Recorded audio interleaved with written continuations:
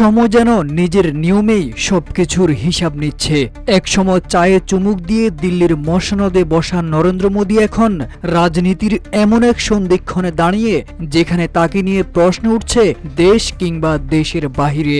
ভারত যখন লোকসভা নির্বাচনের উত্তাপে প্রজ্বলিত, ঠিক তখনই প্রতিবেশী পাকিস্তান থেকে আসলো এক রুদ্ধশ্বাস বার্তা। পাকিস্তানের প্রতিরক্ষামন্ত্রী খাজা আসিফ ঘোষণা করলেন, মোদি যুগের দিন গণনা শুরু হয়ে গেছে। তিনি বলেন, মোদির ভবিষ্যৎ নির্ধারণ করবে ভারতের জনগণ। তবে ভারতে মোদি যুগ শেষের পথে।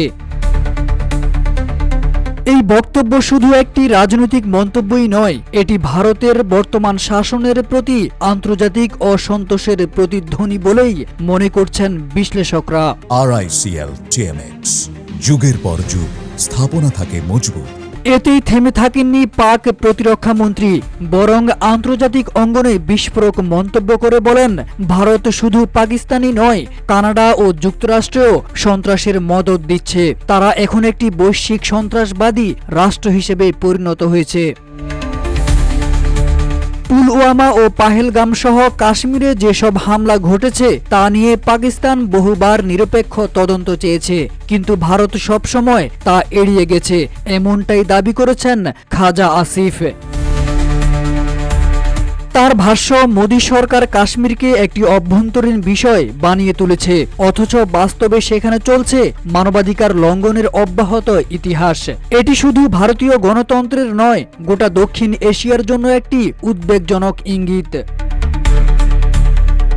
পাকিস্তান বহু বছর ধরে সন্ত্রাসের বিরুদ্ধে লড়ছে দাবি করে পাক প্রতিরক্ষামন্ত্রী বলেন, কিন্তু পশ্চিমা বিশ্ব এ দেশের আত্মত্যাগকে কখনোই গুরুত্ব দেয়নি।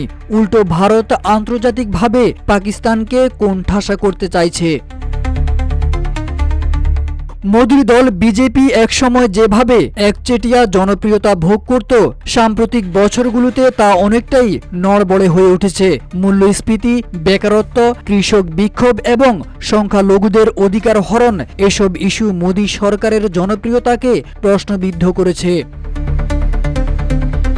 খাজা আসিফের মন্তব্য ইতিমধ্যেই বিশ্ব গণমাধ্যমেও নজর কেড়েছে।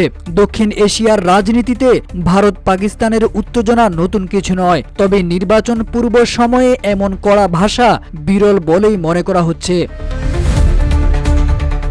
বিশ্লেষকদের মতে, মোদী এবার ক্ষমতায় ফিরলেও তা হবে আগের চেয়ে অনেক দুর্বল গতিতে। আর যদি না ফেরেন, তাহলে 2014 থেকে শুরু হওয়া মোদী অধ্যায় সত্যি সত্যি শেষ হয়ে যাবে। এখন সময় বলে দিবে আদৌ মোদী আবার ফিরবে কিনা।